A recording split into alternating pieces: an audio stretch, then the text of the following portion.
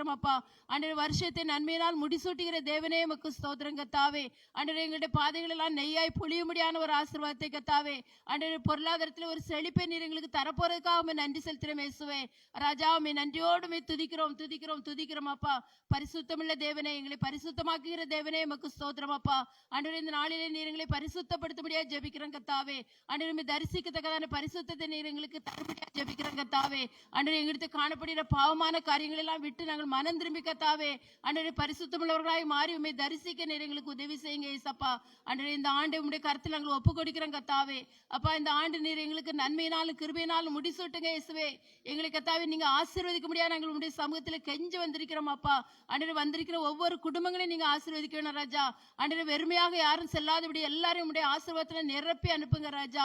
ஏலிம் ஜெப வீட்டார் ஒவ்வொருவரும் உம்முடைய கருத்தில் நாங்கள் ஒப்பு கொடுக்கிறோம் ராஜா. இந்த நாளிலே வர தடைப்பட்டவர்களையும் கூட உம்முடைய கருத்தில் நாங்கள் ஒப்பு கொடுக்கிறோம் அப்பா. அவர்களுக்கு அந்த ஆசீர்வாதம் கடந்து செல்லும்படியாக நாங்கள் ஜெபிக்கிறோம் கர்த்தாவே. ஸ்தோத்திரிக்கிறோம் அப்பா. ஒவ்வொரு குடும்பங்களிலும் ரட்சிப்பின் கம்பீர சத்தம் எழும்ப வேண்டும் கர்த்தாவே ராஜா. ஆண்டவரே, உலக பிரகாரமான ஆசீர்வாதத்துக்காக மாத்திரம் நாங்கள் உம்மை தேடி வரக்கூடாது ராஜா. ஆண்டவரே, நித்திய ஜீவன் நாங்கள் பெற வேண்டும் என்று கர்த்தாவே ராஜா உம்மை நோக்கி வர நீங்க உதவி செய்யுங்க கர்த்தாவே. இயேசுவே உமக்கு ஸ்தோத்திரம். பலவீனமாய் இருக்கிறவங்களுக்கு நல்ல பலத்தை கொடுங்க ராஜா. ஆண்டவரே, சுயமாய் இருக்கிற சுகவீனங்கள் எல்லாம் நீங்க மாற்றி போடுங்க ராஜா. நான் இவன் பரியாரியை கர்த்தர் சொன்ன தேவன் அப்பா.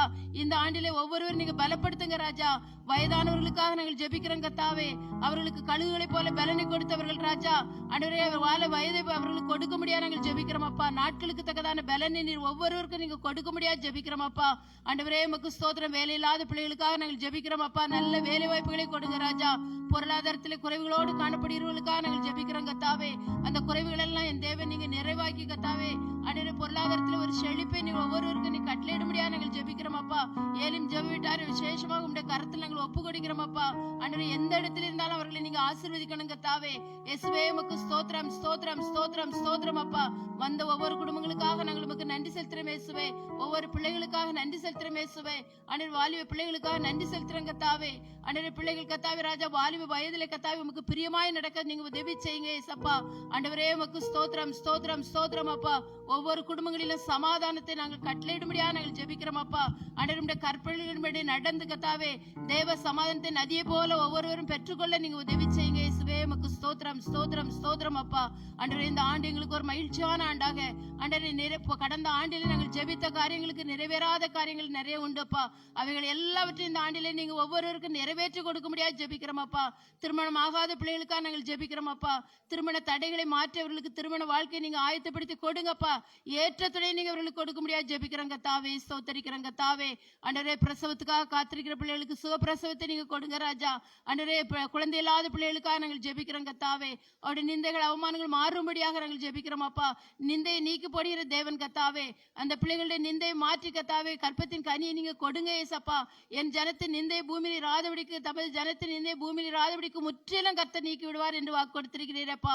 அந்த வாக்கு தத்துவத்தின்படி கத்தாவே ஒவ்வொருடைய நிந்தைகளை மாற்றுங்க ராஜா.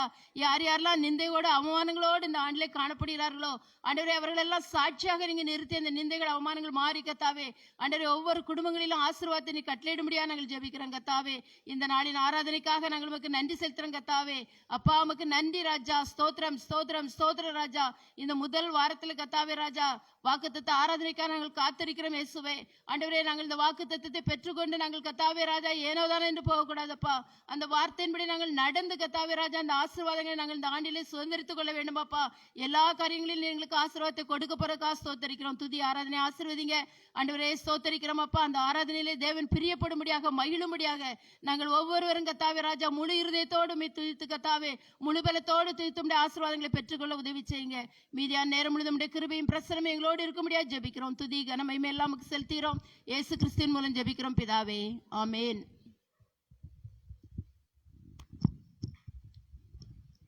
ஹல்லேலூயா, ஹல்லேலூயா. கர்த்தர் நல்லவர், ஆமென். நாம் கொஞ்ச நேரம் தேவனை துதிக்கப் போகிறோம். ஆரம்பத்தில் நான் சொன்னது போல ஆராதிக்கிறவர்களை நோக்கி பார்க்காதிருங்கள், ஆராதனைக்கு உரியவரை நோக்கி பாருங்கள். ஆராதனைக்குரியவர் இயேசு ஒருவரே. அவரை நாம் ஆராதிக்கப் போகிறோம். இந்த இடத்திலே தேவனுடைய பிரசன்னம் இறங்கும்படியாக நம் தேவனை ஆராதிக்கப் போகிறோம். தேவனுடைய பிரசன்னம் இல்லாத இடத்துல எவ்வளோ இசைக்கருவிகள் இருந்தாலும், எவ்வளோ கூட்டம் இருந்தாலும், மேலதாளங்கள் இருந்தாலும், வண்ண விளக்குகள் இருந்தாலும் பிரயோஜனமே கிடையாது. தேவனுடைய பிரசன்னம் இருக்கிற இடத்துல இருளும் வெளிச்சமாகும்.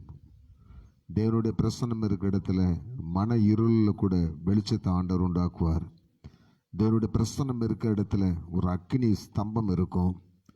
தேவனுடைய பிரசன்னம் இருக்கிற இடத்துல தேவனுடைய அற்புதங்களுக்கான வாசல்கள் திறக்கப்பட்டிருக்கும். தேவனுடைய பிரசன்னம் இருக்கிற தேவனுடைய சபை, அது சின்னதாக இருந்தாலும் பெருசாக இருந்தாலும் ஓலை குடிசையாக இருந்தாலும், தேவன் அந்த இடத்துல பிரசன்னமாக இருக்கிறாருன்னா அங்கே இருக்கிறவங்க எல்லார் மனதிலும் சமாதானம் இருக்கும். அந்த பிரசன்னத்துக்காக நாம் தேவனை ஆராதிக்க போகிறோம். தேவ பிரசன்னமே இறங்கியே வந்துடுதே.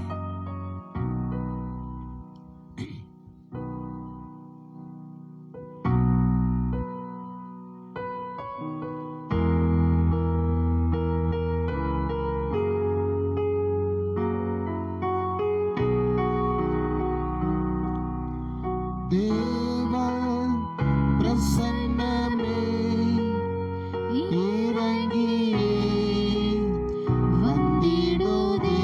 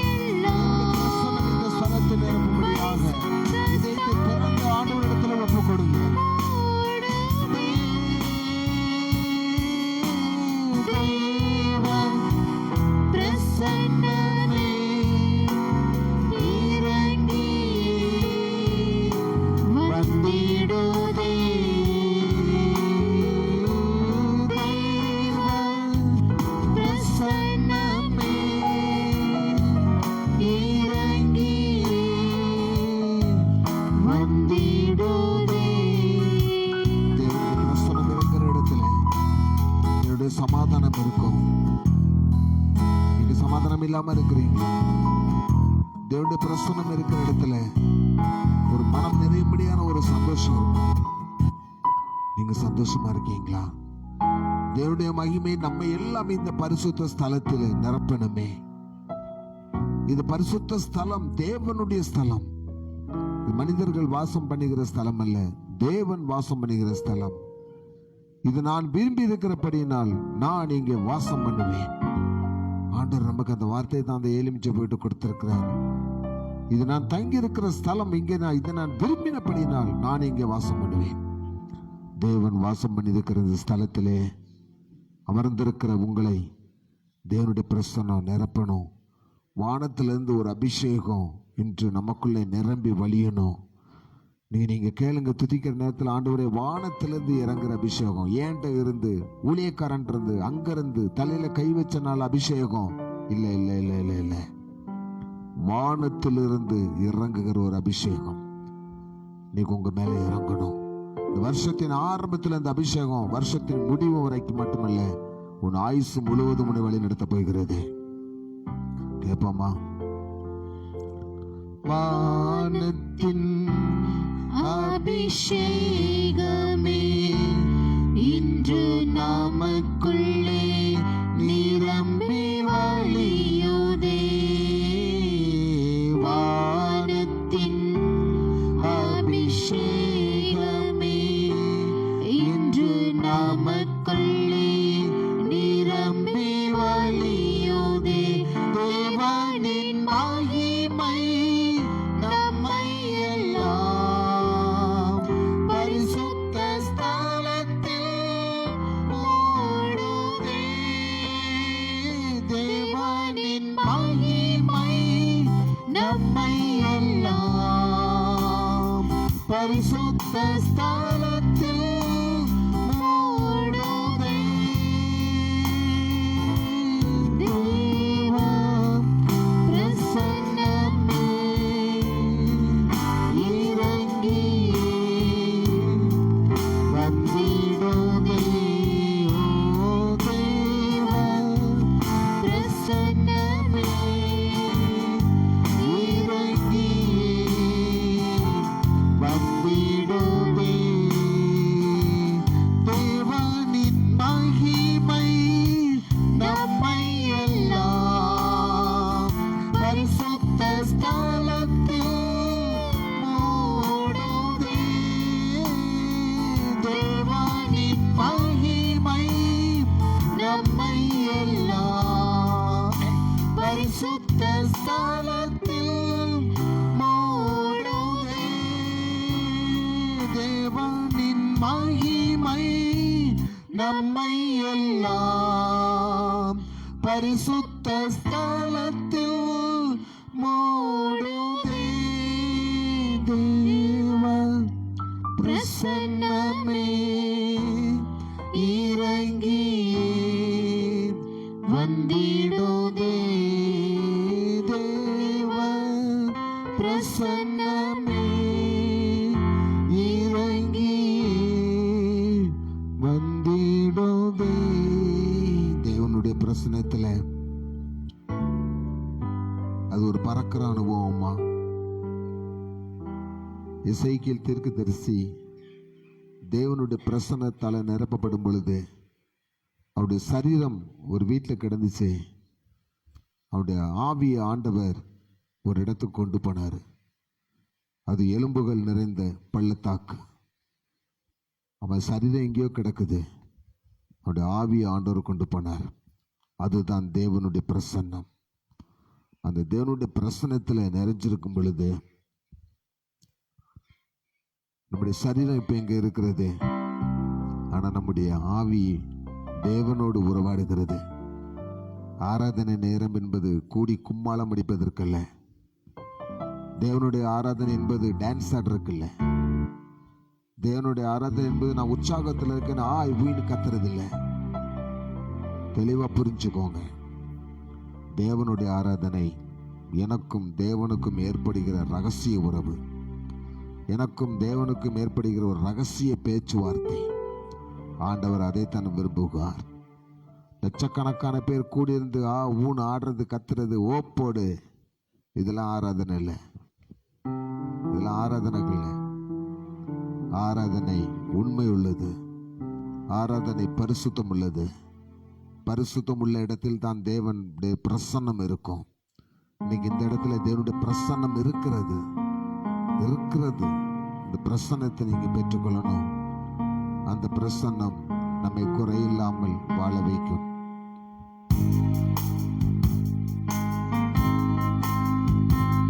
எல்லாரும் அப்படி எழுந்திருந்து படிக்க போகிறோம்.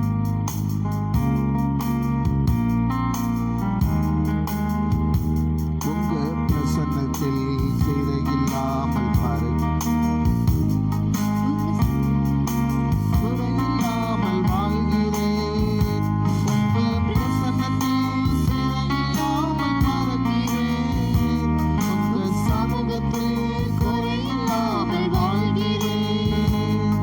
என் தஞ்சமானீரே, என் கோட்டையானீரே, என் துருகமானீரே, என் நண்பரானீரே. என் தஞ்சமானீரே, என் கோட்டையானீரே, என் துருகமானீரே, என் நண்பரானீரே. உங்க பிரசன்னத்தில் சிறையில்லாமல் பறக்கிறேன். உங்க சமூகத்தில் குறைவில்லாமல் வாழ்கிறேன். உங்க பிரசன்னத்தில் சிறையில்லாமல் பறக்கிறேன். உங்க சமூகத்தில் குறையில்லாமல் வாழ்கிறேன். உதவாத என்னையே உருவாக்கும் உறவே, குறைவான என்னையே நிறைவாக்கும் நிறைவே. உதவாத என்னையே உருவாக்கும் உறவே, குறைவான என்னையே நிறைவாக்கும் நிறைவே. உங்க பிரசன்னத்தில் சிறையில்லாமல் பறக்கிறேன். உங்க சமூகத்தில் குறைவில்லாமல் வாழ்கிறேன். உங்க பிரசன்னத்தில் சிறையில்லாமல் பறக்கிறேன். உங்க சமூகத்தில் குறைவில்லாமல் வாழ்கிறேன். பொய்யான வாழ்வையே மெய்யாக மாற்றினே. மண்ணான என்னையே உம் கண்கள் கண்டதே. பொய்யான வாழ்வை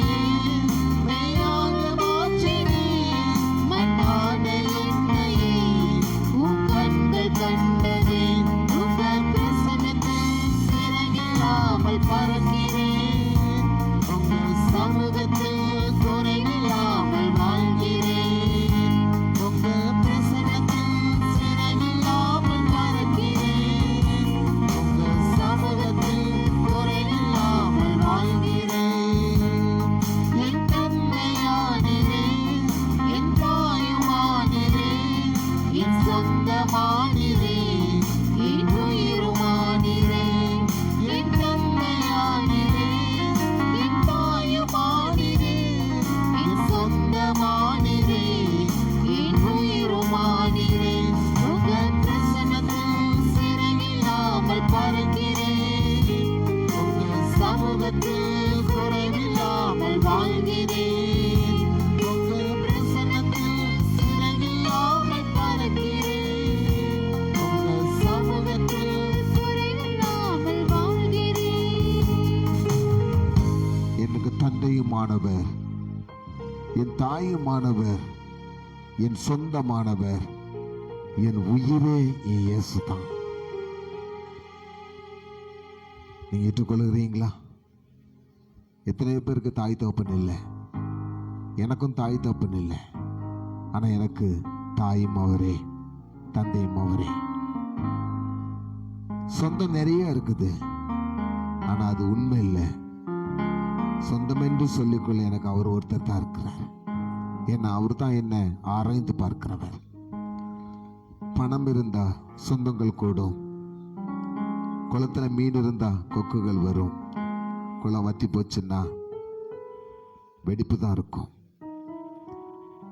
நீ எனக்கு பதிலா நீங்க யாரும் உயிரை கொடுக்க முடியாது, உங்களுக்காக நானும் உயிரை கொடுக்க முடியாது. வேணா வாயில வேணாம் சொல்லலாம், உங்களுக்காக என் உயிரை தருவேன். நல்ல மேய்ப்பன் தன் ஆடுகளுக்காக ஜீவனை கொடுக்கிறவர் அவர்தான் நம்முடைய கர்த்தராகிய இயேசு கிறிஸ்து. அவர் எனக்கு உயிரா இருந்தா இந்த உலகத்துல என் உயிர் போனாலும் நான் பரலோக ராஜ்யத்தில் அவரோடு ஜீவனரோடு இருப்பேன். அவர் உயிரை கொடுக்கிறவர் மாத்திரமல்ல, நித்திய ஜீவனை எனக்கு கொடுக்கிறவர், உங்களுக்கு கொடுக்கிறவர். என் தந்தையானீரே, என் தாயுமானீரே, என் சொந்தமானீரே, என் உயிருமானீரே, என் தந்தையானீரே, என் தாயுமானீரே, என் சொந்தமானீரே, என் உயிருமானீரே. உங்க பிரசன்னத்தில் சிறகில்லாமல் பறக்கிறேன், உங்க சமூகத்தில் குறைவில்லாமல் வாழ்கிறேன்.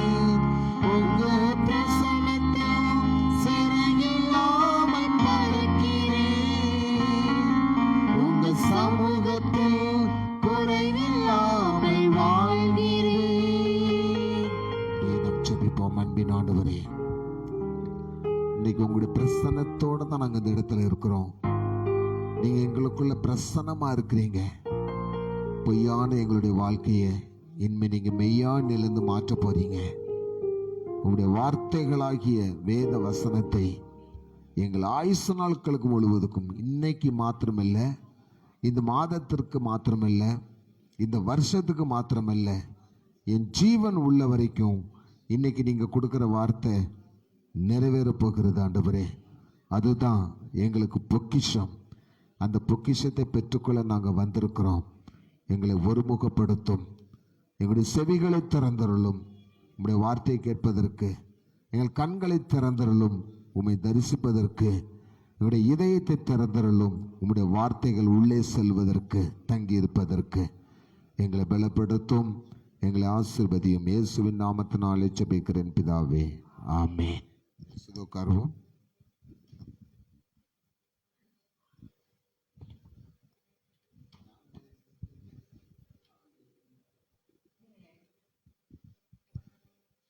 இரட்சகரும் மீட்பருமாகிய இயேசு கிறிஸ்துவின் நாமத்தில் என்னுடைய புத்தாண்டு வாழ்த்துக்களை உங்களுக்கு கூறி, தேவனுடைய ஆசீர்வாதத்தோடு இந்த நாளிலே கர்த்தர் நமக்கு கொடுத்திருக்கிற வசனத்துக்காக கடந்து செல்ல போகிறோம். அல்லேலூயா.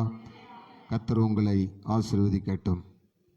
பிரியமானவர்களே, ஒரு தேவனுடைய வார்த்தை எனக்கு கிடைக்கிறது, உங்களுக்கு கிடைக்கிறதுன்னா அது என் வாழ்க்கையில் என்ன செய்யணும்?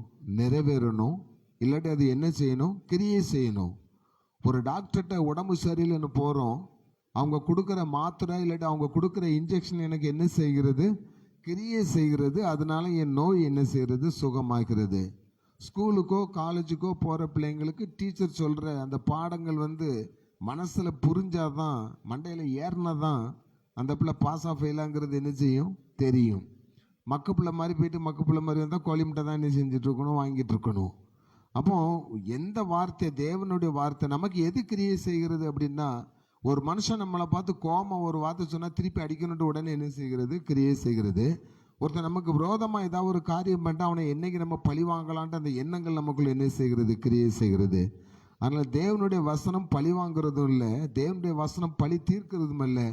தேவனுடைய வார்த்தைகள் எல்லாம் நம்மை செழிப்புக்கும் வசதிக்கும் கொண்டு செல்கிறது. அல்லேலூயா. அது ஆசீர்வாதமான வார்த்தைகள் மாத்திரமல்ல, தேவனுடைய வார்த்தைகள் பிசாசின் கிரியைகளை முறியடிக்கிற வல்லமையுள்ள வார்த்தைகள். தேவனுடைய வார்த்தைகள் நோய்களை சுகமாக்குகிற வல்லமையுள்ள வார்த்தைகள். தேவனுடைய வார்த்தைகள் நம் வியாதிப்பட்டிருக்கும் போது, இல்லாட்டி வேறு ஏதாவது கஷ்டங்கள் இருக்கும் பொழுது நம்மை பலப்படுத்தவும் நம்மை திடப்படுத்துவதற்கும் உதவுகிற அன்பின் வார்த்தைகள். ஆமீன் சொல்லுங்க. அப்போ தேவனுடைய வார்த்தைகளை நான் பெற்றுக்கொள்ளவும், இந்த வருஷத்துக்கு இல்லாட்டி இந்த மாதத்துக்குன்னு நமக்கு கொடுத்த நான் அந்த வாக்கு தத்துவம் அப்படின்ற அந்த வார்த்தையை நான் பெருசுப்படுத்த விரும்பலை. தேவன் நம்முடைய குடும்பங்களுக்கு கொடுத்திருக்கிற அருள் வார்த்தைகளை நாம் பெற்றுக்கொண்டு வாழ்நாள் முழுசும் அதை நமக்கு என்ன செய்யணும், கிரியை செய்கிற மாதிரி ஆசீர்வாதத்தை நாம் பெற்றுக்கொள்ளணும். அப்போ ஒரு வார்த்தை, தேவனுடைய வார்த்தை என்னுடைய சொந்த வாழ்க்கையில் நம்ம குடும்பத்தில் உள்ள பிள்ளைகள்கிட்ட இல்லாட்டி நம்ம குடும்பத்தில் அது கிரியை செய்யணும்னா, முதல்ல இன்னைக்கு நீங்கள் இந்த வார்த்தையை பெற்றுட்டு எங்கே போகிறீங்க? வீட்டுக்கு தான் போக போகிறோம், வீட்டில் தான் இருக்க போகிறோம், வீட்டில் தான் வாழ போகிறோம். அப்போ நான், என்னுடைய குடும்பம், நான் வசிக்கிற வீடு, இந்த மூணுமே கர்த்தருக்கு பிரியமுள்ளதாக இருந்தால் தான் நீங்கள் சுமந்து செல்கிற வாக்கு தத்தம் அந்த வீட்டில் நிறைவேறும். எந்த இடத்தில் பரிசுத்தம் இருக்கிறதோ அந்த இடத்தில் கர்த்தர் இருப்பார். ஹல்லேலூயா. மத்தேயு எழுதின சுவிசேஷம் 7ஆம் அதிகாரம் 24ஆம் வசனத்தையும் 25ஆம் வசனத்தையும் எடுத்து வாசித்து பாருங்க. மத்தேயு எழுதின சுவிசேஷம். ஆகையால் நான் சொல்லிய இந்த வார்த்தைகளை கேட்டு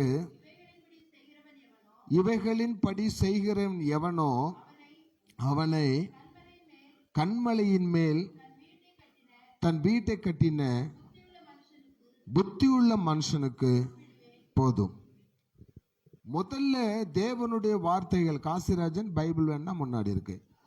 முதல்ல நம்முடைய தேவன் கொடுக்கிற வார்த்தைகள் நம்முடைய குடும்பத்தில் நிறைவேறும்னா, என் வீடு எப்படி இருக்கணுமா?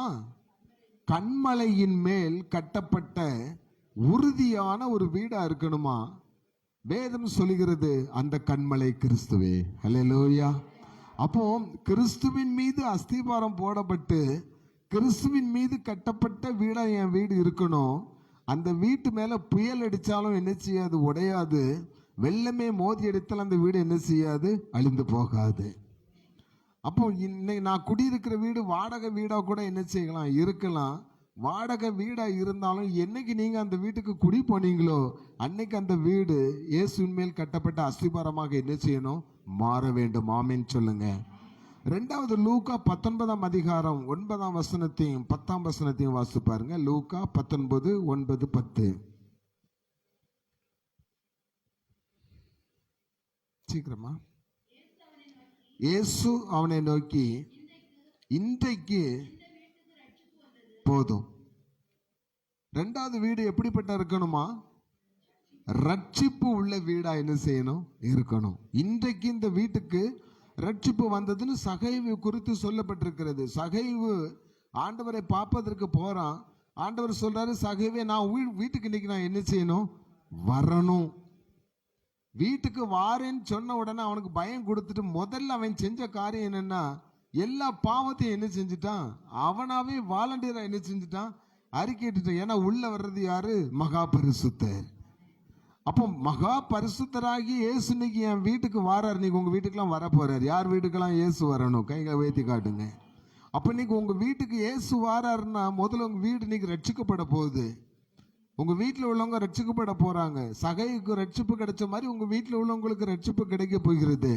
அப்ப இயேசுவே வாரும் நீங்க கூப்பிட்டு உங்க வீட்டுக்கு போனீங்கன்னா நீங்களும் உங்களை பாவின்ட்டு, சகைவி நீ ஒரு பாவி அப்படின்னு சொல்லல, வாலண்டியரா அவரே சொல்றாரு, நான் உன் வீட்டுக்கு என்ன செய்யணும், வரணும்னு சொன்ன உடனே சந்தோஷமா தன்னுடைய பாவத்தை முதல்ல என்ன செய்யறான், பாவத்தை உடனே பயந்து என்ன செஞ்சுட்டான், அறிக்கையிட்டான். இன்னைக்கு நம்ம பாவத்தை அறிக்கையிட போறோம்.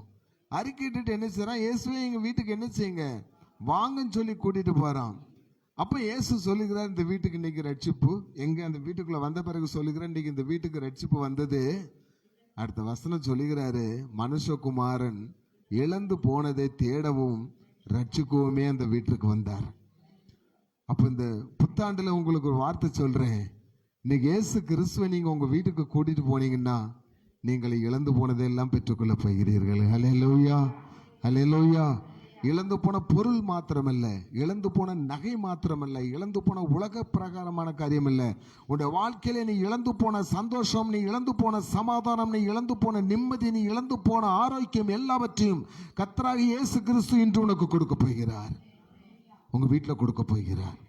என்னென்ன பிரச்சனைனால நீங்க கஷ்டப்பட்டுட்டு அப்படியே ஏதோ ஒரு அதை நிறைய பேர்கிட்ட நான் பேசும்போது, ஏதோ இந்த உலகத்துல என்ன செஞ்சிட்டு இருக்கேன், வாழ்ந்துட்டு இருக்கேன். இல்லை என் மனைவி பிள்ளைகளுக்காக என்ன செஞ்சிட்டு இருக்கேன், வாழ்ந்துட்டு இருக்கேன். வாழணுமே என்பதற்காக நான் என்ன செஞ்சிட்டு இருக்கேன், வாழ்ந்துட்டு இருக்கேன். இப்படிதான் 3 கேட்டகரியை சொல்லுவாங்க.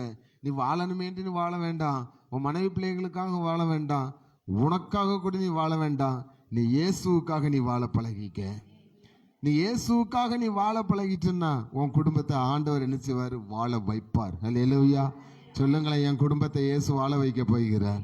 வாய் திறந்து சொல்லுங்க சத்தமா, என் குடும்பத்தை இயேசு வாழ வைக்க போகிறார். ஆமென், ஹல்லேலூயா. 3வது வீடு எப்படி இருக்கணுமா? 2 சாமுவேல் 7ஆம் அதிகாரம் 26ஆம் வசனத்தை எடுத்து வாசித்து பாருங்க. 2 சாமுவேல் 7ஆம் அதிகாரம் 26ஆம் வசனம். அப்படியே சேனைகளின் கர்த்தர் இஸ்ரவேலின் மேல் தேவனானவர் என்று சொல்லி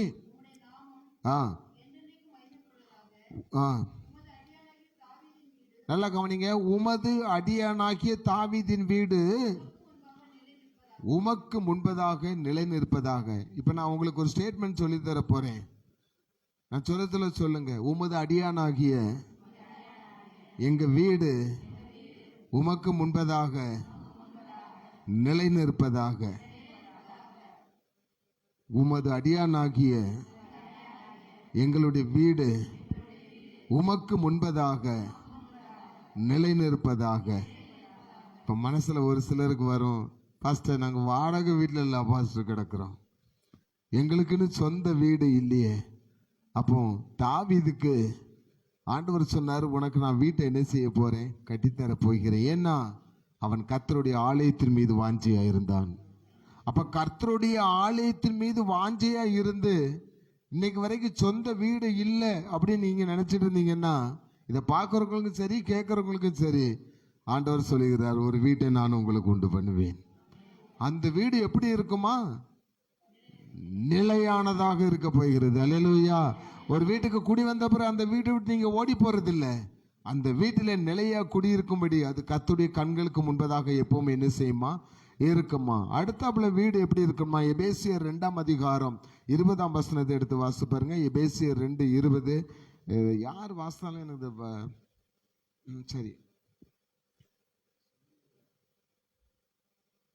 எபேசியர் 2:20. அப்போஸ்தலர்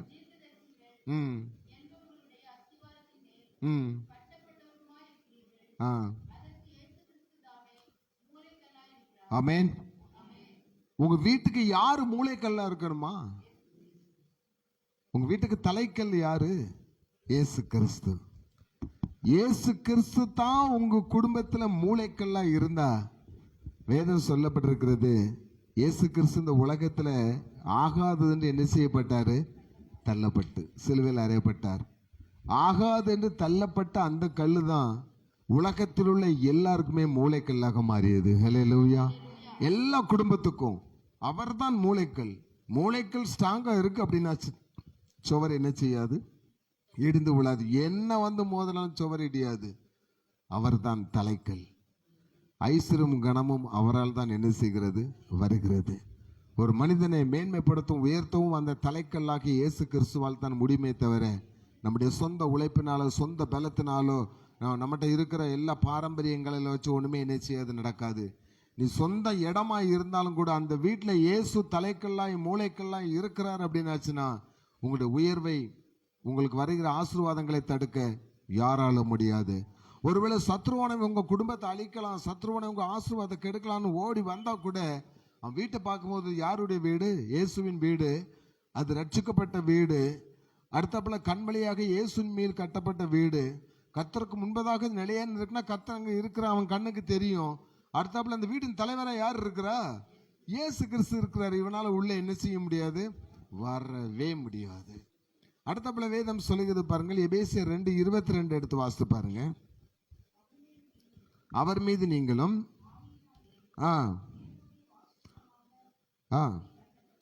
தேவனுடைய வாசஸ்தலமாக அந்த வீடு என்ன செய்யணும்? இருக்கணும். தேவனாலே கூட்டி என்ன செய்யணுமா? கட்டப்படுகிறோம். அப்போ இயேசு மாத்திரம் தனி, அந்த வீட்டுக்குள்ள நாங்க தனியான குரூப் அங்க என்ன செய்ய முடியாது, இருக்க முடியாது. நீ நம்முடைய குடும்பம் எப்படி இருக்குது? கணவன் ஒரு பக்கம், மனைவி ஒரு பக்கம், பிள்ளைகள் ஒரு பக்கம்னு ஒரே குடும்பத்துல 3 விதமான பிரிவுகள் என்ன செய்கிறது இருக்கிறது. ஆண்கள் பிரிவு, பெண்கள் பிரிவுங்கிற மாதிரி இது ஒரு குரூப்பு, இது ஒரு குரூப்புன்னு 3 குரூப்பா சில வீடுகள் என்ன செய்யுது இருக்குது. பிள்ளைகள் அந்த குரூப் எப்படி இருக்குன்னா, பிள்ளைகள் வந்து தாப்பன் பேச்சு தாய் பேச்சு என்ன செய்ய மாட்டாங்க, கேட்க மாட்டாங்க. வருவான், சாப்பிடுவான், என்ன செஞ்சுட்டு போயிடும். அவன் என்ன செய்யறான், ஏது செய்யறான்னு யாருக்குமே தெரியாது. அப்பாவோ அம்மாவோ கேட்டாச்சும் உங்க வேலை நீ என்ன செய்ய பாருன்னு சொல்லிடுவோம். அது ஒரு குரூப். அப்படி ஒரு பிள்ளைகள் ஒரு செட் இருக்கும். இன்னொரு கணவன் மனைவிக்குள்ள பிரச்சனை வந்து அவங்க தனியா இவங்க தனியா இருப்பாங்க. அந்த வீடு எப்படி இருக்குன்னா, உங்க அப்பா எங்க போயிருக்கான்னு கேளு, போயிருக்கான் அப்படின்னு நினைச்சு கேளு. போயிருக்காருன்னு கூட சொல்ல மாட்டாங்க, அந்த ஆள் எங்க போயிருக்கான்னு சொல்லி கேளு. இல்லாட்டி அந்த அவர் வந்து கேட்டாருன்னா உங்க அம்மா எங்க போயிருக்கான்னு கேட்க மாட்டாங்க, அந்த சனியம் பிடிச்சது எங்க போயிருக்கு. இதுதான் நம்முடைய வீடுகளில் இப்போ சாதாரணமாக நடக்கிற ஒரு காரியம். இப்படி 3 பிரிவுகள் என்ன செய்கிறது வீட்டில் இருக்கு. இப்படி 3 பிரிவுகள் இருக்கிற இடம் தேவனுடைய வாசஸ்தலமா என்ன செய்யாது, இருக்காது. தேவனுடைய வாசஸ்தலம் எப்படி இருக்குன்னா, கணவன் மனைவி பிள்ளைகள் எல்லாருமே ஒரு மனதோடு ரட்சிக்கப்பட்டவர்களாய் தேவனை ஆராதிக்கிறவர்களாய் இருந்தா அது தேவனுடைய வாசஸ்தலமாக என்ன செய்யும், இருக்கும். அடுத்த வாசஸ்தலம் எப்படி இருக்குமா? தேவனுடைய வாசஸ்தலம் அதே எபேசியர் 2:21 எடுத்து வாசித்து பாருங்க. அவர் மேல் மாளிகை முழுவதும், அவர் மேல் மாளிகை முழுவதும் இசைவாய் இணைக்கப்பட்டு கர்த்தருக்குள் பரிசுத்த ஆலயமாக எழும்புகிறது. இப்போ உங்க வீடு எப்படி இருக்கணுமா? சொல்லுங்களேன் வாய் திறந்து. பரிசுத்த ஆலயமா இருக்கணும். தேவன் சொல்ல, நீங்களே தேவனுடைய ஆலயம், நீங்கள் ஜீவனுள்ள தேவனுடைய ஆலயமாய் இருக்கிறீர்கள் என்றும் பரிசுத்த ஆவியானவர் உங்களுக்குள் வாசமாய் இருக்கிறார் என்றும் அறியாதிருக்கிறீர்களோ? ஒருவன் இந்த ஆலயத்தை கெடுத்தால் நான் அவனை என்ன செய்வேன், கெடுப்பேன். தேவனுடைய ஆலயமாகிய உங்க வீடு, தேவனுடைய ஆலயமாகிய உங்களுடைய சரீரம், தேவன் வாசம் செய்கிற உங்கள் ஸ்தலம், அந்த வீடு ரட்சிக்கப்பட்ட வீடாக, கண்மலையாக இயேசுவின் மீது கட்டப்பட்ட வீடாக, கர்த்தருக்குள் நிலைநிற்கும் வீடாக, குடும்பத்தினுடைய தலைவராய் இயேசு இருக்கிற வீடாக இருந்தால் அது தேவனுடைய ஆலயமாக என்ன செய்யுமா, இருக்குமா? உங்கள் வீடு எப்படி இருக்கிறது? தேவனுடைய ஆலயமா இருக்கிறதா? மதுபானத்தின் வாசனைகள் வீட்டில் அடிக்கிறதா? சண்டையும் சச்சரவும் நிறைந்ததா இருக்கிறதா? இல்லாவிட்டால் வேறு விதமான பாவங்களின் கூடாரமாக உங்களுடைய வீடு இருக்கிறதா? அப்படி இருந்தால் அது தேவனுடைய வாசஸ்தலமாக இருக்கவே இருக்காது.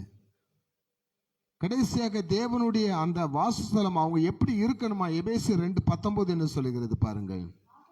ஆகையால் நீங்கள் இனி அந்நியரும் பரதேசிகளுமாய் இராமல் பரிசுத்தவான்களோட ஒரே நகரத்தாரும் தேவனுடைய வீட்டாரா இருக்கிறீர்கள். ஹல்லேலூயா. அப்போ எத்தனை குவாலிஃபிகேஷன் வச்சிருக்கிறார் பாருங்களேன். முதல்ல நம்ம இருக்கிற வீடு கண்மலையாக இயேசுவின் மீது கட்டப்பட்ட வீடா இருக்கணும். ரெண்டாவது ரட்சிப்பு நிறைந்த வீடா என்ன இருக்கணும். அப்போ அப்பா அம்மா பிள்ளைகள் எல்லாரும் என்ன செஞ்சிருக்கணும், ரட்சிக்கப்பட்டிருக்கணும். மூணாவது அந்த வீடு கர்த்தருடைய பார்வையில நிலை நிற்கிற வீடா என்ன செய்யணும், இருக்கணும். நாலாவது அந்த வீட்டினுடைய தலைவர் மூளைக்கெல்லாம் யார் இருக்கணும், கர்த்தராகிய இயேசு கிறிஸ்து இருக்கணும். அடுத்தாப்புல அது தேவன் வாசம் செய்கிற வாசஸ்தலமாக என்ன செய்ய வேண்டும், இருக்க வேண்டும். அதுக்கு பிறகு அது பரிசுத்தமான ஆலயமாவே என்ன செய்யணுமா. ஆலயம்னா எப்படி, அந்த இடத்துல ஜெபங்கள் இருக்கும், துதி இருக்கும், சோத்திரங்கள் இருக்கும், ஆராதனைகள் இருக்கும். அப்போ உங்களுக்கு வீடு எப்படி இருக்கணும்? தேவனை ஆராதிக்கிற ஆராதனை கூடமாக என்ன செய்ய வேண்டும்? இருக்க வேண்டும். அப்ப தேவனுடைய ஆலயத்தில் இருக்கிற உங்களையும் ஒரு ஆலயம் சொன்னா, உங்க வீடு ஒரு ஆலயம். உங்க வீட்டுக்குள்ள 4 குட்டி ஆலயம் இருக்கு. கணவன், மனைவி, பையன், பொண்ணு, 4 குட்டி ஆலயங்கள் உங்க வீட்டுக்குள்ள என்ன செய்யும்? இருக்கும். 4 in 1. அடுத்தாப்புல இருக்கணுமா? நீங்கள் எல்லாரும் தேவனுடைய வீட்டார். அது ரொம்ப முக்கியமான வார்த்தை. தேவனுடைய வீட்டார்னா யோசுவா சொல்றான், நானும் என் வீட்டாருமோ என்றால் கர்த்தரையே என்ன செய்வோம்? சேவிப்போம். ஹல்லேலூயா.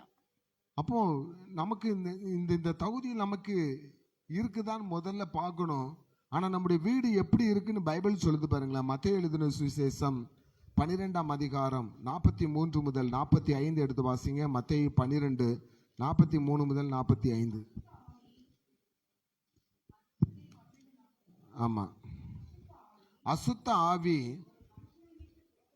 ஒரு மனுஷனை விட்டு புறப்படும் பொழுது வறண்ட இடங்களில் அலைந்து இளைப்பாறுதல் தேடியும் கண்டடையாமல் நான் விட்டு வந்த என் வீட்டுக்கு திரும்பி போவேன் என்று சொல்லி அங்கே வந்து அந்த வீடு, நல்ல கவனிங்க, லிசன் ப்ளீஸ், அந்த வீடு வெறுமையாகவும் பெருக்கி ஜோடிக்கப்பட்டதாகவும் இருக்க கண்டு திரும்பி போய்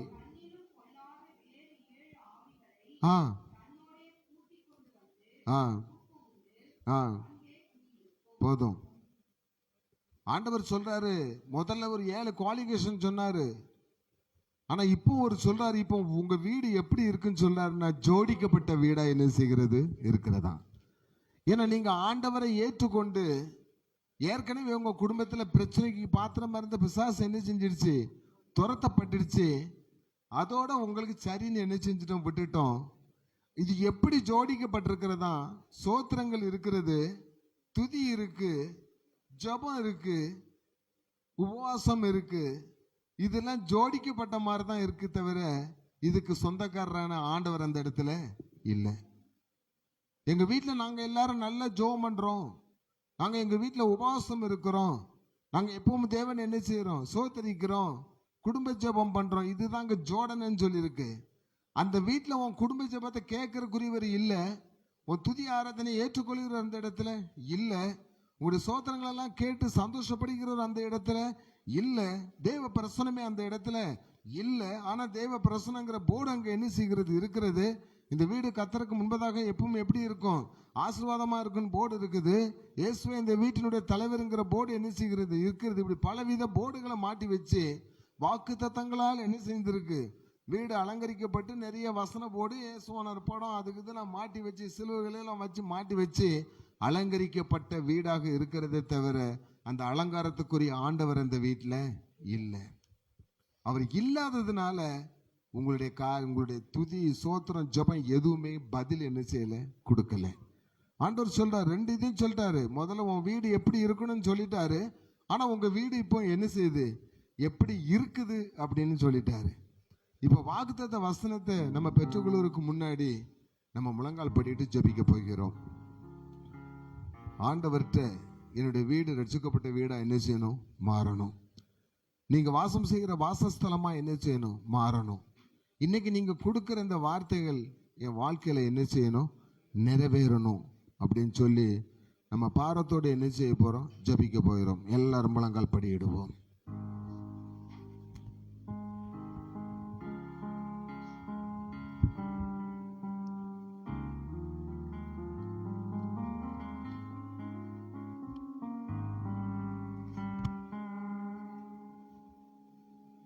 எல்லாரும் ஒப்பு கொடுக்குறீங்களா?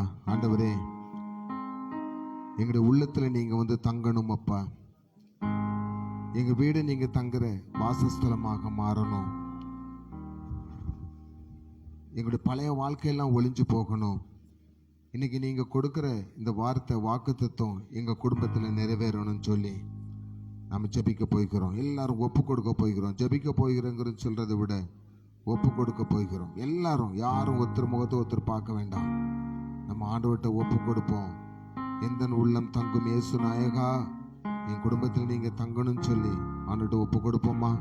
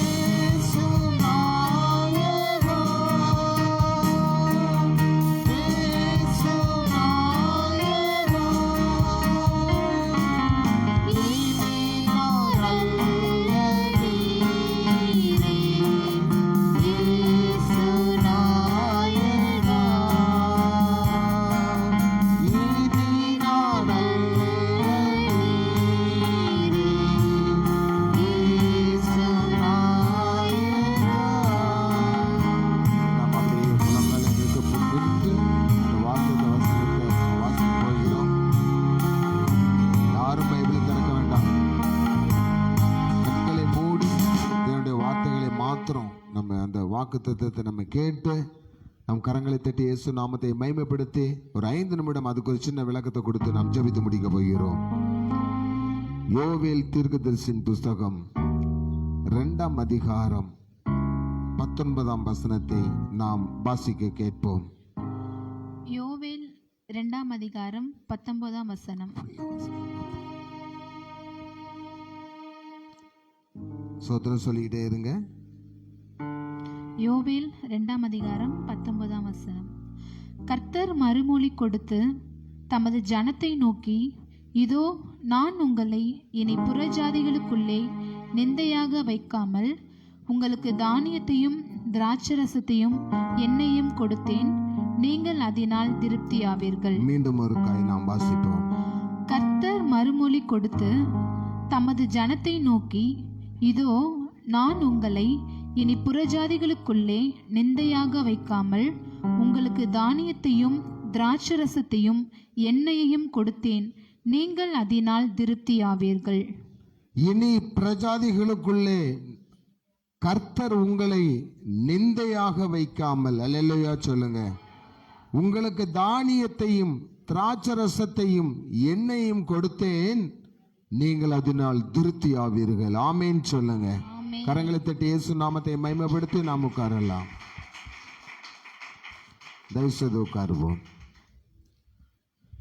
இந்த வாக்கு தத்துவத்தினுடைய விளக்கத்தை சொன்னா ரொம்ப நேரம் ஆகும். ரொம்ப ஷார்ட்டா நான் உங்களுக்கு சொல்லி முடிக்க போகிறேன். 3 காரியத்தை சொல்லி இருக்கிறாரு. ஜனங்களுக்குள்ளே நான் உங்களை நிந்தையாக வைக்க மாட்டேன். உங்களுடைய வாழ்க்கையில எதினால் நீங்க நிந்திக்கப்பட்டிருக்கிறீங்க, பிரஜாதிகளுக்கு மத்தியில் நீங்க தலை குனிஞ்சு நிக்கிற மாதிரி காரியம் என்ன இருக்கிறது? பிள்ளைகளாலா, உங்களுடைய பிசினஸாலா, கடன் பிரச்சனைகளினாலா, எதனால் நீ தலை குனிந்து நிற்கிறாய்? ஆண்டவர் சொல்லுகிறார், அந்த நிந்தையை நான் மாற்றப் போகிறேன். அதற்கு பதில் அவர் சொல்ல, தானியத்தை நான் உங்களுக்கு கொடுப்பேன். தானியம் என்கிறது விதை. வேதம் சொல்லுகிறது, நீங்கள் பண்படுத்தப்பட்டு விதைக்கப்படுவீர்கள். உங்களை கொண்டுதான் உங்கள் குடும்பத்தில் பெருக்கத்தை உண்டு பண்ண போகிறார். நீங்க பண்படுத்தப்பட்டு விதைக்கப்படுறீங்கன்னா உங்க குடும்பமே இனி பண்படுத்தப்பட்ட போகிறது. அது பண்படுத்தப்பட்ட நிலமாக உங்க குடும்பம் மாறப்போகிறது. உழுது நல்ல பண்படுத்தப்பட்ட நிலம். ஆண்டவர் உங்களை தான் விதைக்க போகிறார். ஏனென்றால் தேவனுடைய வசனம் உங்களுக்குள் இருக்கிறது. நல்ல நிலத்தில் விதைக்கப்பட்ட விதை 30ஆகவும் 60ஆகவும் 100ஆகவும் கனி கொடுக்கும். நான் உங்களை 30ஆ சொல்லல, 60ஆ சொல்லல, 100க்கு 100 கனி கொடுக்க போற விதையாய் ஆண்டவர் உங்களை மாற்றப் போகிறார். உங்களை கொண்டு அந்த தானியத்தை பெருக பண்ண போகிறார். தானியம் என்பது அது சாதாரண ஒற்றை தானியம். அது வளர்ந்து அது கனி கொடுக்கும்போது ஒரு கதிரில் 100 நெல்லுக்கு மேல இருக்கும். அந்த ஒற்றை நெல் தனிப்பட்ட மரமாக இருக்கலாம். ஆண்டவர் உங்களை கனி கொடுக்கிற மரமாக மாற்றப் போகிறார். நிந்தை நிமித்தம் நீ தவித்து கொண்டிருக்கலாம். திருமணமாகல, குழந்தை பாய்க்கும் இல்லை, என் வாழ்க்கையில முன்னேறல, நீ ஒரு தானியம். ஆண்டவர் சொல்லுகிறார், உன்னை ஆண்டவர் விதைக்க போகிறார். நீ கனி கொடுக்க போகிறாய். 30மாய் 60மாய் 100மாய் கனி கொடுக்க போகிறார். உபாகமத்தில் சொல்லப்பட்டிருக்கு, ஆண்டவர் உன்னுடைய கற்பத்தின் கனியையும் உன்னுடைய மிருக ஜீவன்கள் எல்லாவற்றையும் கனிகளையும் உன்னுடைய நிலத்தினுடைய பலன், வயலினுடைய பலன், உன்னுடைய உழைப்பின் பலன் எல்லாவற்றையும் கொடுத்து உன்னை ஆசீர்வதிப்பார். ஹல்லேலூயா. மிருக ஜீவன்களை ஏன் ஆசீர்வதிக்கணும்? மிருக ஜீவன்களும் ஆண்டவரால் தான் படைக்கப்பட்டது. மனிதனே, உன்னை படைப்பதற்கு முன்பதாக படைக்கப்பட்டது மிருக ஜீவன்கள். அவை எல்லாம் வார்த்தையினால் சிருஷ்டிக்கப்பட்டது. நீ மாத்திரம் தேவனுடைய சாயலாக சிருஷ்டிக்கப்பட்டாய்.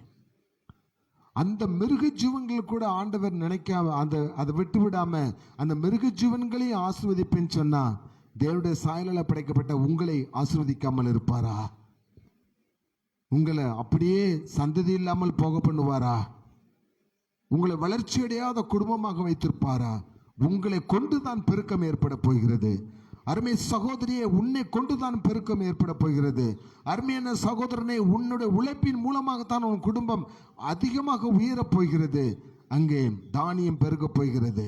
வறட்சியான காலத்தில் எசேக்கியேல் 36:9 சொல்லுகிறது. எசேக்கியேல் 36ஆம் அதிகாரத்தில் சொல்லப்பட்டிருக்கிறது, வறட்சியான காலத்திலே நான் கோதுமையை வரவழைத்து அதை ஆசீர்வதித்து நான் பெருக பண்ணுவேன். உன் குடும்பத்தில் தருத்திரம் இருக்காது. இந்த வருஷத்தில் தருத்திரங்கிற பேச்சு கிட இருக்காது, கஷ்டங்கிற பேச்சு கிட இருக்காது. தேசத்தில் பஞ்சம் வரலாம், தேசத்தில் கஷ்டம் வரலாம், தேசத்தில் பெரிய போராட்டங்கள் எது வேணுமானாலும் வரலாம், தேசத்தில் எப்பேற்பட்ட வாதைகளும் வரலாம். வரட்டும், உனக்கு வராது. தேவனுடைய வார்த்தைகள் உங்களிடத்தில் இருக்கிறது. இரண்டாவதாக எரேமியா 30:17 சொல்கிறது, நீ தள்ளப்பட்ட சீயோன் என்று உன்னையும் எல்லாரும் தள்ளிவிடுகிறபடினாலே, நீ தள்ளப்பட்டவள் என்று உன்னை அழைக்கிறபடினாலே ஆண்டவர் சொல்கிறார், உன் காயங்களை நான் கட்டுவேன். உன் மனசுல ஏகப்பட்ட காயமாயி போச்சு, ஆற்ற முடியாத காயம். சரீரத்தில் காயம் இருந்தால் ஆற்றிடலாம், மனசுல காயம் ஆற்ற முடியல. ஆண்டவர் சொல்லுகிறார், உன் காயங்களை நான் ஆற்றப் போகிறேன். அன்று ஒரு எரிகோவிலிருந்து ஒரு மனிதன் புறப்பட்டு வருகிறான், கள்ளர்களால் தாக்கப்பட்டு குற்றுயிராய் கிடக்கிறான். அந்த இடத்துல நல்ல சமாரியனாய் இயேசு வந்தார். வேதம் சொல்லுகிறது, அவர் திராட்சை ரசத்தை ஊற்றி அந்த காயங்களை கழுவினார், எண்ணெயை வைத்து அந்த காயங்களை கட்டினார். அவனை தன்னுடைய சுய வாகனத்தின் மீது ஏற்றுக்கொண்டு சென்றார். ஒரு நல்ல சத்திரத்திலே கொண்டு அவனை சேர்த்து அதுக்கு செலவுக்குண்டான தொகையும் கொடுத்தார். நல்ல சமாரியனாம் இயேசு குற்றூராய் கிடக்கிற உன் குடும்பத்தை, குற்றூராய் கிடக்கிற உன்னுடைய சொந்த வாழ்க்கையை, குற்றூராய் இருக்கிற உன்னுடைய சரீரத்தை, வியாதினாலும் நோயினாலும் பாதிக்கப்பட்டு அவஸ்தைப்பட்டு கொண்டிருக்க உன்னுடைய சரீரத்தை திராட்சரசமாகிய இயேசுவின் இரத்தத்தினால், திராட்சரசமாகிய இயேசுவின் இரத்தத்தினால், இயேசு சொல்லுகிறார், இந்த திராட்சரசம் என்னுடைய உடன்படிக்கையின் இரத்தமாயிருக்கிறது.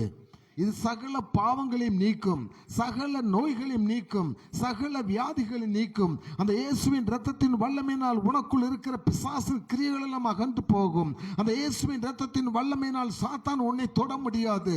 அந்த இயேசுவின் இரத்தத்தின் வல்லமையில் இருக்கிற ஜீவன் கொண்டு உன்னுடைய ஜீவனை எடுக்க எந்த பிசாசுக்கும் எந்த சத்துருக்கும் பக்கத்தில் வர முடியாதபடி அந்த ஜீவனுள்ள திராட்சரசமாக இயேசுவின் இரத்தத்தினால் உண்டாகிற வல்லமை உன்னுடைய ஒவ்வொரு சரீரத்திலிருந்து வெளிப்படும்படி இந்த வருஷத்தில் தேவன் அந்த திராட்சரசமாகிய அந்த வல்லமையுள்ள இயேசுவின் இரத்தத்தை உங்களுக்கு கொடுத்து, தள்ளப்பட்டவள் என்று சொன்ன உன்னை, ஆகாதவள் என்று சொன்ன உன்னை ஆண்டவர் அந்த நாள் காயப்பட்டு போனுடைய மனதை காயங்களை ஆற்றி உன்னை சத்திரமாகிய நல்ல சபையில் கொண்டு சேர்த்து, சத்திரமாகிய அவருடைய சபையில் கொண்டு சேர்த்து, உனக்கு என்னென்ன தேவைகள் உண்டோ அவை எல்லாவற்றையும் சந்தித்து நல்ல சமாரியனாய் உன் குடும்பத்திற்கு வரப்போகிறார். மூன்றாவதாக சங்கீதம் 23:5 சொல்லுகிறது, என் சத்துருக்களுக்கு முன்பதாக ஒரு பந்தியை ஆயத்தப்படுத்தி என் தலையை எண்ணெயால் அபிஷேகம் பண்ணுகிறேன், என் பாத்திரம் நிரம்பி வழிகிறது. சங்கீதம் சொல்லுகிறது, புது எண்ணெயால் நான் அபிஷேகம் பண்ணப்படுகிறேன். யாக்கோபு சொல்லுகிறது, ஒருவன் வியாதிப்பட்டிருந்தால் அவன் சபையின் மூப்பரிடத்தில் வரக்கடவன், அங்கே சபையின் மூப்பரானவர்களுக்கு எண்ணெய் பூசி ஜபிக்க வேண்டும், அப்பொழுது அந்த வியாதிகள் சுகமாகும். ஆனால் இன்னைக்கு ஆண்டவர் சொல்லுகிறார், உன் சத்துருக்களுக்கு எதிராக ஒரு பந்தியை ஆண்டவர் ஆயத்தம் பண்ண போகிறார்.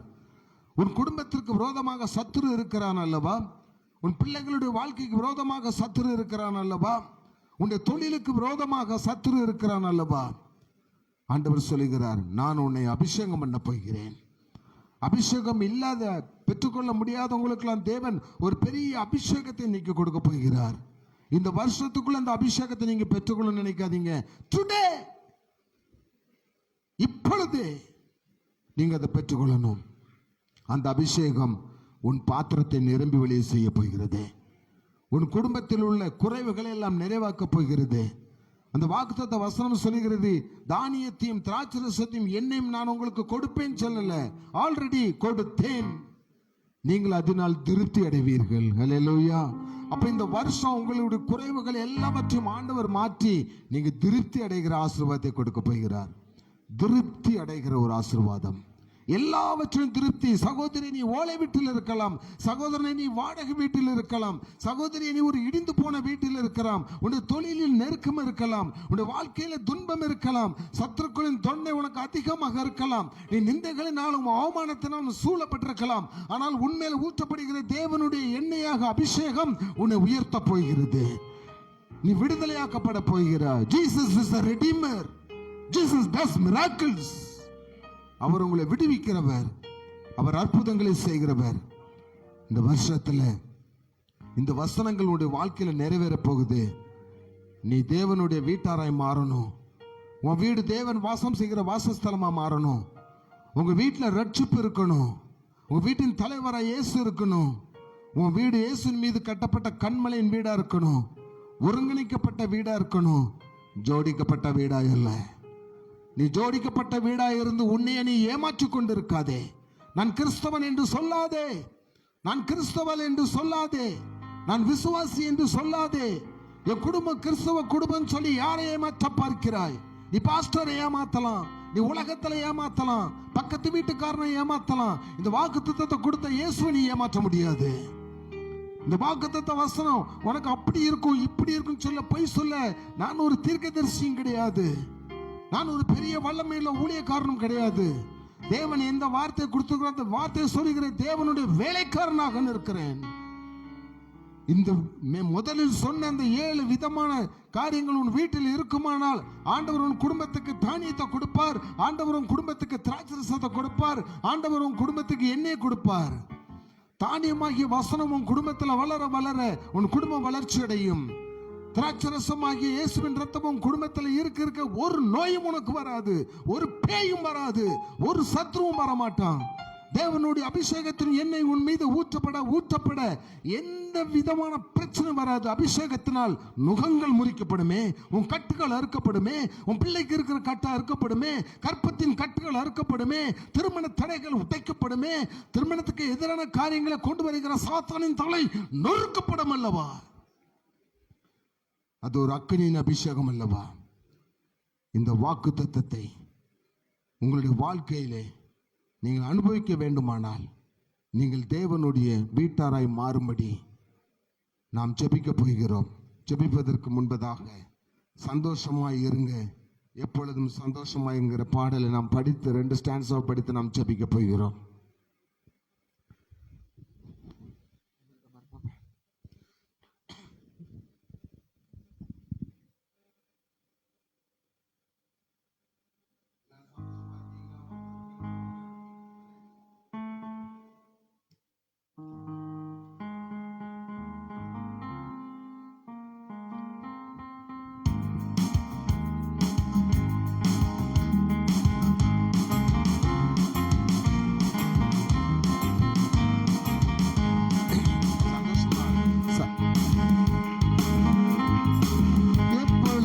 சந்தோஷமாயிருங்க,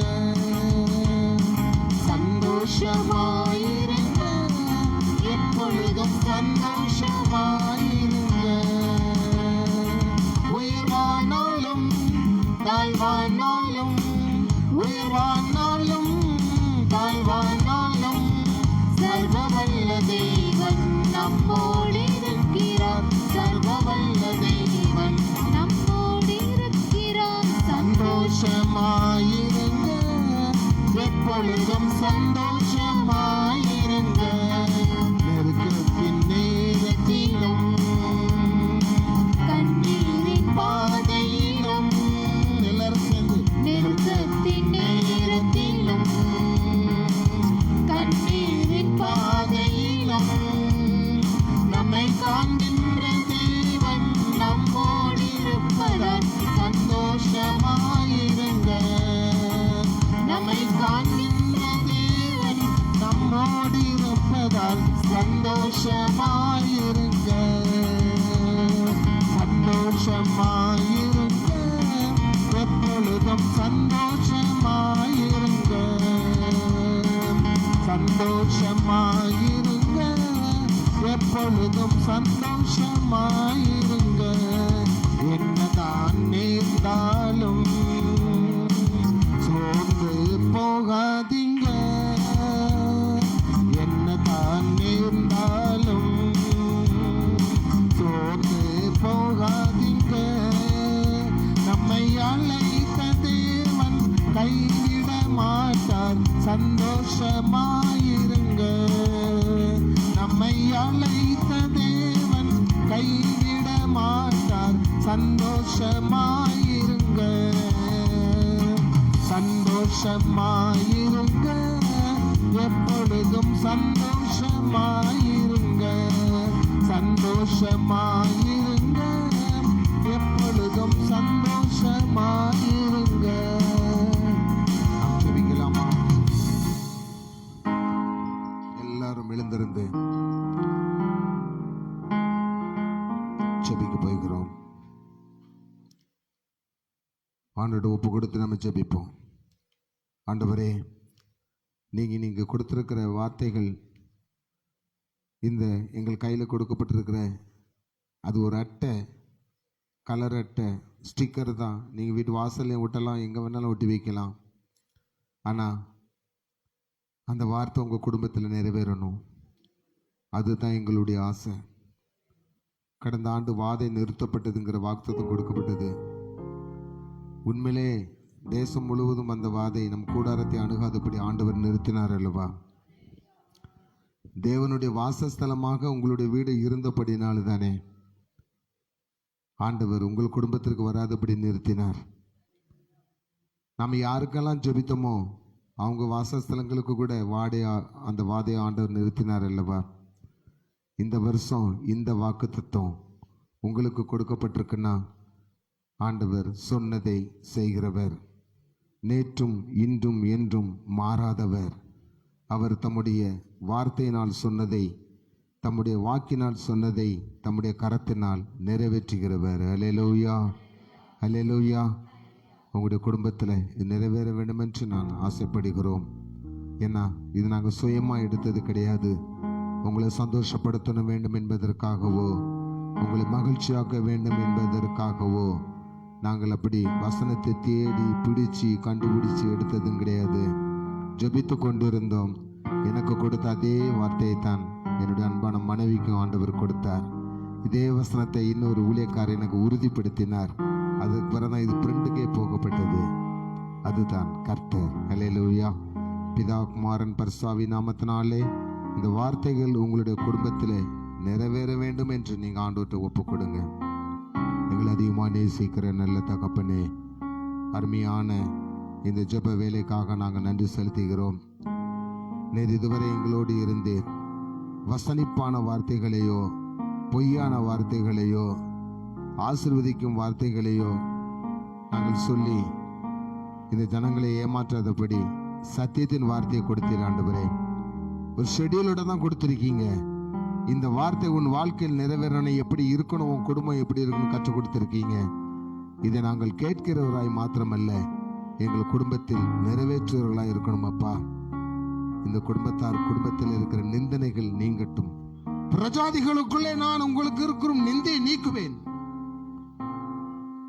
பிரஜாதிகள் மத்தியிலே தலை குனிந்து நடக்கிற வாழ்க்கையை ஆண்டவர் சொல்லுகிறார், நான் தலை நிமிர்ந்து நடக்க பண்ணுவேன். நீ எதனால் நிந்திக்கப்பட்டிருக்கிறாயோ அந்த நிந்தனைகளை நீக்கி, எதனால் நீ இந்த அவமானத்தை சுமந்தாயோ அந்த அவமானத்தின் மூலமே கர்த்தருடைய நாமம் உன் மூலம் மகிமைப்படும்படி ஆண்டவர் உன் கண்ணீரை துடைப்பார். உன் குடும்பத்தினுடைய எல்லா தொழில்களையும் கர்த்தர் ஆசீர்வதிப்பார். நீ கையிட்டு செய்கிற பிசினஸ், உன்னுடைய வேலை எல்லாவற்றிலும் ஆசீர்வாதம் உண்டாகும். அதுதான் தானியமாகிய உன்னுடைய ஆண்டவர் கொடுக்கிற தொழில், அது வளர்ச்சி அடையும். உன் மனக்காயங்களை ஆண்டவர் கட்டுவார். எத்தனை நாள் இப்படி மனதில் வேதனையை சுமந்து கொண்டிருப்பாய் சகோதரியே? ஆண்டவர் சொன்னார், அந்த மனக்காயங்களை நான் கட்டுகிறேன் அம்மா. இனி நீ தள்ளப்பட்ட சீயோன் அல்ல, நீ விசாரிக்கிறதுக்கு கூட தகுதியற்றவள் அல்ல. இதுவரை உலகம் அப்படி சொல்லிக் கொண்டிருக்கிறது. விசாரிப்பற்ற சீயோன், நீ தள்ளுண்டு போனவள். ஆனால் ஆண்டவர் சொல்லுகிறார், நீ பியூலா என்றும் எப்சிபா என்றும் அழைக்கப்படுவாய். உன் தேசம் வாழ்க்கைப்படும். இதுவரை தேவனுடைய அபிஷேகத்தின் தன்மை நீ அறியாதிருந்த உனக்கு அவர் சொல்லுகிறார், என்னுடைய அபிஷேகத்தை நான் தலைமையில் ஊற்று. அது ராஜாவின் அபிஷேகம், ஆளுகையின் அபிஷேகம், தாவீதின் மீது ஊற்றப்பட்ட அபிஷேகம், ஆரோனே போல அழைக்கப்பட்ட ஒரு அபிஷேகம் உங்கள் மீது ஊற்றப்பட போகிறது. நாம் ஒப்பு கொடுப்போமா? ஜெயம் பெற்ற வாழ்க்கையை நாம் வாழ போகிறோம். உலகத்தில் சொல்லலாம், அந்த வியாதி இந்த வியாதி, இந்த டைரக்ஷன் மாறி வருது, முகம் மாறி வருது. அட மாறி வந்தாலும் எந்த ரூபத்தில் வந்தாலும் உங்களுடைய வாழ்க்கையில என்னைக்கும் வசந்த காலத்தை தான் ஆண்டவர் கொடுக்க போகிறார். வசந்த காலம், வசந்த காலம், அத்திமரம் துளிர் விடுகிறது, வசந்த காலம் உதயமாகிறது. அந்த வசந்த காலத்தை கொடுக்கிற கர்த்தர் உன் வீட்டு வாசலில் இருக்கிறார். இழந்து போனதை தேடவும் ரட்சிக்கவும் ஆண்டவர் உன் வீட்டுக்கு வருகிறார். 2 பேரா வந்த நீ 3 பேராய் போகிறாய். அவர் தான் திரியேக தெய்வம் இயேசு. உங்கள் குடும்பத்தில் ரட்சிக்கப்படாதவங்க எல்லாம் ரட்சிக்கப்படும் சொல்லி ஜெபம் பண்ணுங்க. கணவர் ரட்சிக்கப்படணும், மனைவி ரட்சிக்கப்படணும், பிள்ளைகள் ரட்சிக்கப்படணும். அது ரட்சிக்கப்பட்ட வீடா இருக்கணும். இயேசுவே நீங்க குடும்பத்தில் வந்து வாசம் பண்ணணும். நீங்க தான் எங்க வீட்டு தலைவரா இருக்கணும். உங்களுடைய அனுமதி இல்லாம நாங்கள் எதையுமே செய்யக்கூடாது. இயேசுவினுடைய அனுமதி பெற்று செய்ய பழகுங்க. அவருடைய சித்தத்துக்கு ஒப்பு கொடுங்க. உங்கள் குடும்பத்தில் தடைகள் எல்லாம் உடையும், நடைபெறாத காரியங்கள் எல்லாம் நடக்கும். நீங்கள் ஏங்கி கொண்டிருக்கிற காரியத்தை ஆண்டவர் உனக்கு வாய்க்க பண்ணுவார். நர்மே சகோதரியே, ஒவ்வொரு நாளும் நீ கிச்சன்ல இருந்து கண்ணீர் வடிச்சிட்டு இருக்க, ஒவ்வொரு நாளும் தனியாக பெட்ரூம்ல இருந்து கண்ணீர் வடிச்சிட்டு இருக்க. ஆண்டவர் உங்கள் கண்ணீரை அப்படியே மாற்றுகிறார். உன் வியாதியின் கொடுமை உனக்கு தாங்க முடியல. ஆண்டவர் நிலந்து பாருங்களேன். நாளைக்கு உங்க சரீரத்துல ஒரு வியாதி கூட இருக்காது சகோதரியே. வியாதி இருக்கிறது மாதிரி தான் தெரியும். உன் தோல்ல புண்ணு இருக்கும், அரிக்காது. புண்ணு இருக்கிற மாதிரி தான் அது இருந்துகிட்டே தான் இருக்கும். ஜீவன் உள்ள வரைக்கும் உனக்கு ஒரு தொல்லையும் வராது. ஆனா இயேசுவினுடைய இரத்தத்தை நீ அதை தேய்ப்பாயானால், இயேசுவின் இரத்தத்தினால் உண்டாகிய புதிய உடன்படிக்கைப்படி நோய்கள் சுகமாகும். உன் சரீரம் தேவனுடைய ஆலயமாக மாற்றப்பட்டால் ஒப்பு கொடுப்போமா? என்னோடு சேர்ந்து ஜெபிங்க. அன்பின் ஆண்டவரே, உம்மை நாங்கள் நன்றியோடு துதிக்கிறோம், சோதரிக்கிறோம். இந்த ஆராதனையை நாங்கள் நடத்தும்படி கர்த்தர் எங்களுக்கு உதவி செய்தேன். உரியவர்களுக்குரிய வார்த்தையை உரியவர்களுக்கு கொடுத்தேன். அவர்களுக்குரிய ஆசீர்வாதத்தையும் இந்த வசனத்தின் மூலமாக அந்த குடும்பத்தில் கொடுக்க போகிறேன். அதற்காக நாங்கள் நன்றி செலுத்துகிறோம். நீர் பெரியவர், நீர் நல்லவர், எங்களோடு இருக்கிறவர், வாக்கு மாறாதவர். ஆசீர்வதியும். தொடர்ந்து இந்த ஏலிம் ஜெப வீட்டில் நடைபெறுகிற எல்லா ஊழியங்களையும் ஆசீர்வதிங்க. அடுத்த வாரமே இந்த வாக்குத்தத்தத்தை குறித்ததான மற்றொரு செய்தியை கேட்பதற்கு அநேகரை ஆயத்தம் பண்ணி தாருங்க. மழையினால் எங்கள் குடும்பத்திற்கு நோய்கள் நொடிகள் வராதபடி கர்த்தர் பாதுகாத்து கொள்ளுங்க. இந்த வார்த்தைகளை யூடியூப் மூலமாக, ஃபேஸ்புக் மூலமாக, வாட்ஸ்அப் மூலமாக கேட்டுக்கொண்டிருக்கிற எல்லாரையும் நாங்கள் ஆசீர்வதிக்கிறோம். கர்த்தர் தாமே ஒவ்வொருவரும் கூட இருப்பீராக. வழிநடத்தும் இயேசுவின் நாமத்தினாலே ஜெபிக்கிறோம் நல்ல பிதாவே, ஆமேன். எல்லாரும் சேர்ந்து சொல்லுவோம். என் ஆத்மாவே கர்த்தர் நேற்றும் இன்றும் நாளை என்று மாறாதவர். என் ஆத்மாவே கர்த்தரை சோதரி, கர்த்தர் செய்த சகல உபகாரங்களையும் மறவாதே. ஆமேன். எல்லாரும் சேர்ந்து படிப்போமா? நேற்றும் இன்றும் நாளை என்றும் மாறாதவர். நேற்றும் இன்றும் நாளை என்றும் மாறாதவர், நம்பினோரே என்றும் அவர் கைவிடாதவர். நேற்றும் இன்றும் நாளை என்றும் மாறாதவர், நம்பினோரே என்றும் அவர் கைவிடாதவர். நம்பத்தக்கவர், உண்மையுள்ளவர், சொன்னதை செய்பவர். அல்லேலூயா. நம்பத்தக்கவர், உண்மையுள்ளவர், சொன்னதை செய்பவர். பொய் சொல்ல அவர் மனிதர் அல்ல, மனமாற மனபுத்திரர் அல்ல. பொய் சொல்ல அவர் மனிதர்